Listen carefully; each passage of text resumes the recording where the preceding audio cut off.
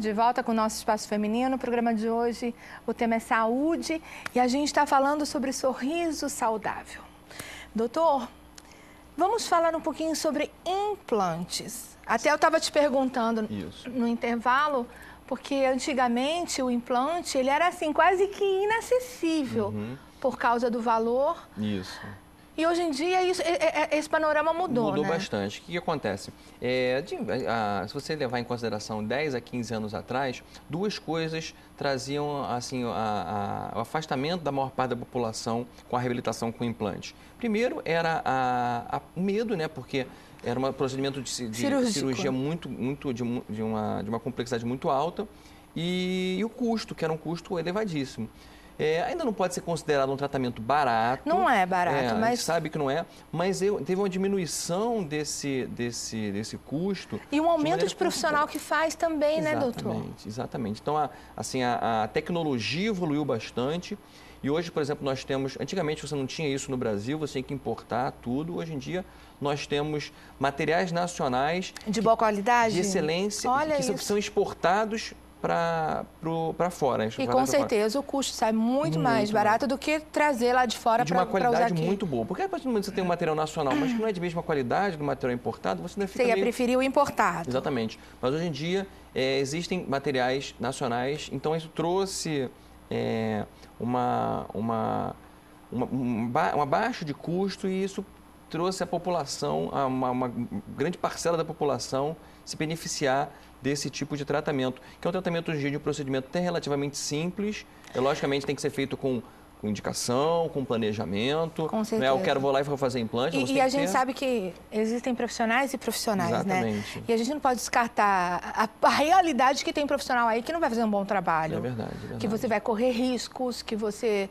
Sei lá, a gente vê tanta coisa horrível por aí, né? Precisa ter uma consciência de estar procurando um lugar de confiança. Até porque o bom profissional vai saber o momento certo que você está pronta para receber aquele implante. Porque a partir do momento que você tem o que a gente chama de uma boca desequilibrada, o que é isso? Se você não conseguir controlar placa bacteriana e cárie, você não está apto a receber o implante. Porque o implante, assim como você tem a doença no dente, a doença pode acometer o implante também. E você vir a perder esse implante por conta disso. Então, essa indicação, por isso o profissional... Então tem que ser avaliada o histórico do paciente para saber se ele tem indicação para fazer um implante. Exatamente. Eu acho que a maior importância do sucesso dos implantes dentários ele está no planejamento, tanto no planejamento técnico, quanto no planejamento de melhor momento de fazer da indicação. Então, nós sabemos, por exemplo, que pacientes que são fumantes e pacientes diabéticos têm uma chance maior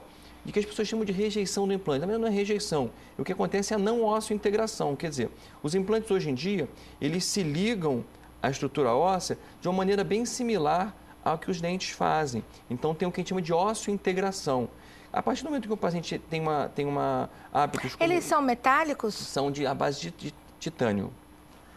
E o osso absorve isso de uma forma natural? Na verdade, ele não absorve. Ele forma pequenas ligações entre a superfície do titânio com a superfície óssea. É o que a gente chama de ósseo-integração. São microligações em que são ligadas... Na verdade, existem duas formas. Você primeiro tem um travamento mecânico, mas esse travamento mecânico não tem longevidade. Para que você tenha uma longevidade no implante, você tem que ter uma ligação biológica. Por isso o tempo de você fazer o implante até colocar o que a gente chama de a carga, do dente em si que a pessoa quer. E quando há rejeição, qual é o sintoma? O sintoma é dor. Geralmente quando você tem dor, mobilidade no implante, você já começa a desconfiar que aquele implante não está indo bem. E aí geralmente o implante não dói. Aí você tem que remover. Existem duas formas, na verdade você perdeu o implante não é o fim do mundo. Existem duas maneiras que você pode restabelecer aquilo. Você pode, se tiver osso suficiente, tirar o implante e colocar um outro no mesmo momento, curetar aquela área, limpar bem e colocar um outro no mesmo momento, se houver osso suficiente. Se não houver, você tem que remover aquele implante e aí avaliar se há necessidade ou não de enxerto naquele primeiro momento. Enxerto de osso? Enxerto de osso, para num segundo tempo, num momento depois, você... refazer aquele procedimento cirúrgico. Agora, doutor, até a gente falando de sorriso saudável, antigamente, não sei, as pessoas mais humildes, elas tinham o péssimo hábito, eles tinham mania de tirar todos os dentes e colocar dentadura. Com essa opção de implante, como fica a história da prótese? Ela não é mais indicada, ela não é melhor? Melhor não. Acaba que o implante substitui em gênero, número e grau? Na verdade, não. Existem algumas limitações, tanto da parte fisiológica quanto da parte financeira. Certo. Então, por exemplo, porque ela é mais em conta? Eu achei que acabava ficando a mesma. A prótese removível, que a gente chama que é a dentadura, normalmente ela se torna bem mais barata do que a opção de reabilitação com implantes. Aquelas próteses fixas é que acabam tendo um custo mais elevado. A ponte fixa, que é o trabalho feito geralmente fixo em outros dentes, quer dizer, você faz um dente que foi perdido, preso nos outros dentes que estão na boca, aí esse tipo de tratamento já está começando a bater mais ou menos com os valores do implante, mas ainda são um pouco mais baratos. Mas é que eu penso, doutor, sobre eu como leiga, não tem problema nenhum. Uma avaliação minha, quando você vai fazer essa prótese fixa, você não acaba prejudicando os dois dentes que estão em uma condição boa por conta de um que está condenado? Uma colocação muito acertada. É exatamente por esse motivo que as pessoas hoje em dia têm optado mais por os implantes do que pela ponte fixa. Interessante saber isso. Porque quando o paciente já tem os dentes do lado, que vão precisar de algum tipo de preparo ou de trabalho... Tem que desgastar. Então, se o dente for rígido, que a gente chama de dente rígido, de dente completamente sem nenhum tipo de cárie ou nenhum tratamento, o dente íntegro. Quando o dente está íntegro e você tem que botar um dente no meio entre esses dois dentes, você tem que preparar eles, quer dizer, você tem que desgastar. Quer dizer, você vai mexer você vai piorar um negócio, vai mexer num negócio que tá bom. Exatamente. É exatamente isso. Então, isso aí vem... E agora, com relação ao custo, que você disse que a prótese fixa está alcançando o valor do implante, quer dizer, milhões de vezes mais indicado fazer o implante. Com certeza, com certeza. Quando você tem dentes rígidos, pouca gente hoje opta por fazer a ponte fixa. Olha, muito interessante saber. Quanto tempo tem que o implante está sendo usado, doutor? O implante, os primeiros implantes feitos por Brånemark, que foi o primeiro estudioso desse tipo de trabalho. Onde foi implantado a primeira vez? Onde ele foi utilizado? Alemães. Alemanha. E aí fez 25 anos, entendeu? Então, desde lá, logicamente, vem evoluindo muito. Existem relatos fósseis, né, de tentativas de implante há muito tempo atrás, digamos assim, séculos atrás, mas os implantes como nós conhecemos hoje, em torno de 20, 25 anos é que eles vêm sendo estudados. Imagino tanto que eles evoluíram, né? Exatamente. Em termos de material e técnica, né, também. Pois é. Muito, muito, assim, e o pós-operatório, assim, é um grande medo que as pessoas têm. É operação? É uma cirurgia, uma microcirurgia, mas é uma cirurgia. Ela é uma cirurgia com aquela anestesia de dentista mesmo? Pode ser feito de várias maneiras. Hoje em dia, todos os tipos de procedimento cirúrgico, até mesmo extração de um siso, tem pessoas que têm completamente medo, pavor, pavor fobia de sentir dor, né? Então fica, não pegou anestesia, pegou anestesia. Então, hoje em dia, para procedimentos um pouco maiores, ou pacientes que têm um nível de estresse, de ansiedade muito grande, existem várias maneiras de você fazer esse tipo de procedimento. Anestesia local, pode ser feita anestesia local com uma sedação. O que é isso? Vem um anestesista, pega uma veiazinha. O paciente faz um remédio para dormir, que normalmente é o midazolam, que é um remédio que as pessoas hoje usam para dormir mesmo. Então, ele faz esse remedinho, o paciente dorme e é feita a anestesia local, a mesma anestesia do dentista, só que o paciente não vê, não participa de nada, porque o paciente vai estar Aliás, é mais interessante assim, né? É muito mais confortável. Você não tem que administrar o estresse do paciente. Exatamente. É muito mais confortável e seguro. Exatamente, porque você está ali todo monitorizado, você está sendo acompanhado por um anestesista, não é anestesia geral. Pode, logicamente, alguns procedimentos serem feitos sob anestesia geral, que tem a sua indicação, dependendo da saúde do paciente ou do grau de complexidade do procedimento. Então, por exemplo, aquela cirurgia ortognática que a gente estava conversando no bloco anterior, ela não deve ser feita com anestesia local. Sim, ela geralmente é feita com anestesia geral. Mesmo a sedação não consegue trazer segurança suficiente para isso. Mas olha só, quantas dúvidas esclarecidas. Que bate-papo muito bom, doutor. Mas agora a gente vai chamar a nossa dica de saúde. Fica com vocês aí no seu vídeo. Está cada vez mais difícil manter a calma? Todo mundo vive dizendo que você é uma pessoa ansiosa? A ansiedade provoca uma bagunça nas emoções e, de quebra, ainda reflete na saúde. Mas existem tratamentos e terapias para controlar a ansiedade. Mas sabia que a alimentação também pode ajudar a domar este furacão interno? Conheça nesta dica alguns alimentos campeões para aquietar a mente. Frutas cítricas, como laranja e limão. Estudos comprovam que a vitamina C presente nas frutas cítricas diminui a secreção de cortisol, hormônio liberado pela glândula adrenal em resposta aos estresses e à ansiedade e responsável por transmitir a notícia de estresse para todas as partes do corpo. Seu consumo promove o bom funcionamento do sistema nervoso e aumenta a sensação de bem-estar. Outra boa opção é a banana. Um estudo feito por pesquisadores do Instituto de Pesquisas de Alimentos e Nutrição das Filipinas comprovou que esta fruta ajuda no combate à depressão e alivia os sintomas da ansiedade. Não esqueça que seu corpo será o que você come. Esta é uma dica do Espaço Feminino. Olha só, agora nós estamos aqui para fazer mini pizza de abobrinha com a Lorena. E aí, Lorena? Bom, como que a gente vai fazer? Eu trouxe uma dica bem legal. Ok. Eu até deixei aqui a metade da abobrinha que eu usei, que já fiz, né, antes de começar o programa. Que essa aqui é a abobrinha brasileira. Então, ela tem essa base que é maior que a gente usa para fazer as mini pizzas. Tá? Mas isso aqui não desperdiça, que dá para fazer canapé. Ah, tá. A parte mais fina dela, isso. Entendi. Tá? Então, pode usar a italiana, que é aquela mais clarinha, que é outra espécie. Nossa, e a cor dessa abobrinha tá tudo de bom. Tá linda, né? Vamos lá. Então, é bem fácil. Eu vou igualar aqui a base, tá? Eu vou deixar mais ou menos aqui uns 2 a 3 milímetros, porque ela também não pode ser muito fina, tá? Tá. Ela assa bem rápido, mas a gente não quer que ela fique mole, a gente quer que ela fique... Quer dizer, ela não pode ficar nem tão grossa e nem tão fina. Exatamente. Tá? Então, tem esse tempo mais ou menos aí de 10 a 15 minutos, depende de cada forno. Tô tentando cortar mais ou menos no mesmo padrão. Todas iguais. Exatamente. A aparência também é tudo. Para que elas assem, né, no mesmo tempo. Tá? Aqui.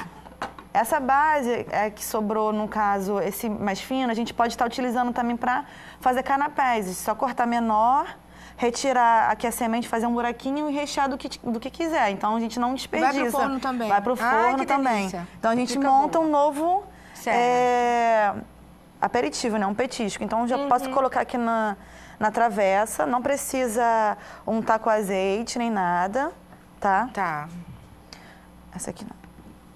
A primeira camada é como fazer uma pizza normal. Normal, é o molho de tomate. É o molho de tomate, né? De preferência aqueles que têm menos conservantes. Se puder fazer o natural em casa é bem melhor, mais gostoso. Menina, e você sabe que isso daí também pode ser uma refeição? Você acompanhar com um arrozinho branco, alguma coisa assim? Com certeza.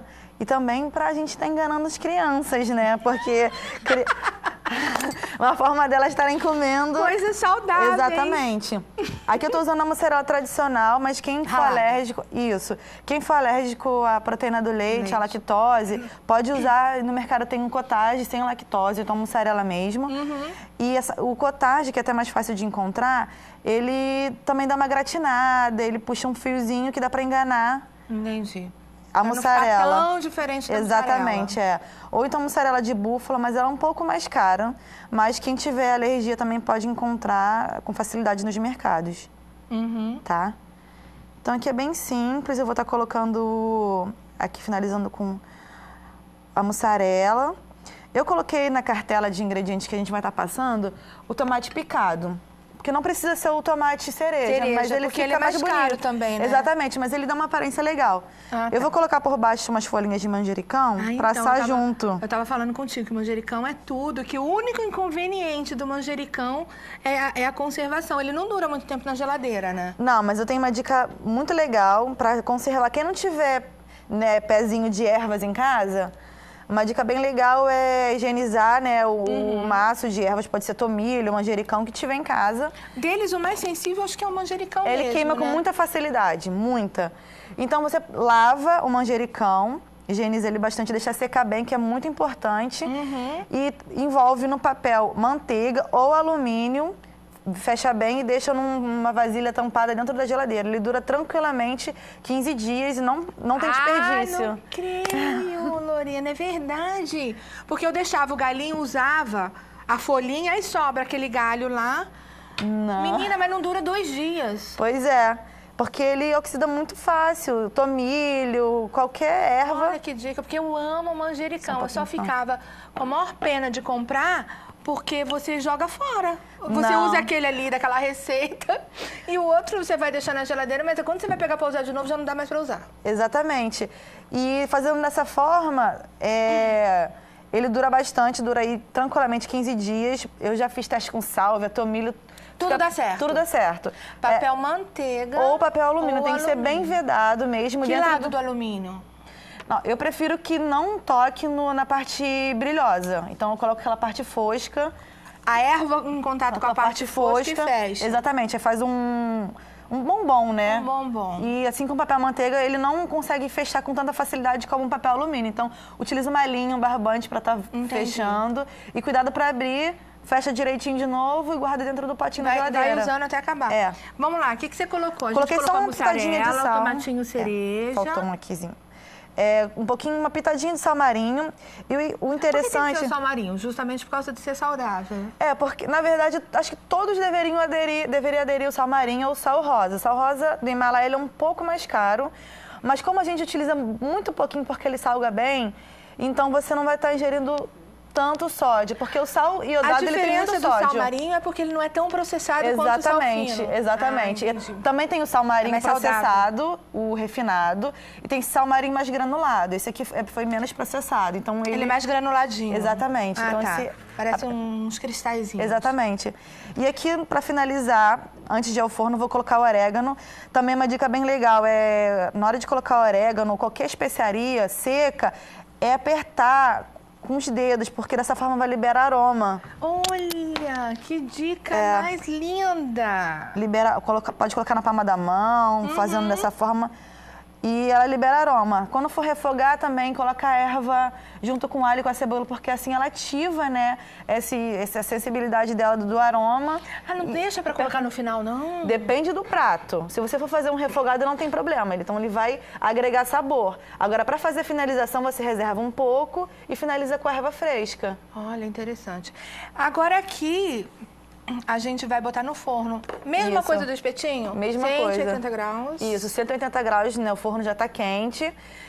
Não vou jogar azeite, vou colocar o azeite só pra gente, na hora de servir, Na hora de servir. Exatamente. E no forno pré-aquecido, 180 graus, uns 10 a 15 minutos. Aqui é bem potente. Mas vou colocar menos. É o mesmo tempo do espetinho? Mesmo o espetinho tendo... A carne, é o mesmo tempo. Porque a carne, ela desidrata um pouco, então o processo dela é bem rápido. Okay. Vamos botar no forno, então? Vamos passar a cartela? Olha, fica cheiroso, hein? Vamos lá, eu vou ler. Vamos passar mini pizza saudável. 2 abobrinhas grandes, 150 ml de molho de tomate, 1 maço de manjericão, 100 gramas de mussarela ralada, 2 tomates grandes picados, sal marinho, orégano a gosto e azeite extra virgem. Agora você lê do espetinho. Espeto de frango ou carne ou camarão que você tiver em casa, que a gente utilizou frango. Então é um filé de peito de frango cortado em cubinhos, tem que ser super limpo. Suco de 1 limão, Tahiti, pode ser limão siciliano, pode ser outra fruta ácida como laranja, fica legal também. Azeite, esse não é o extra virgem, é o azeite de oliva normal. Normal. Exatamente. Sal marinho, um pimentão verde cortado em quadrados médios e um pimentão amarelo cortado em quadrados médios. Que delícia! Então agora a gente vai esperar a abobrinha, a mini pizza de abobrinha e vamos pro intervalo rapidinho, a gente já volta.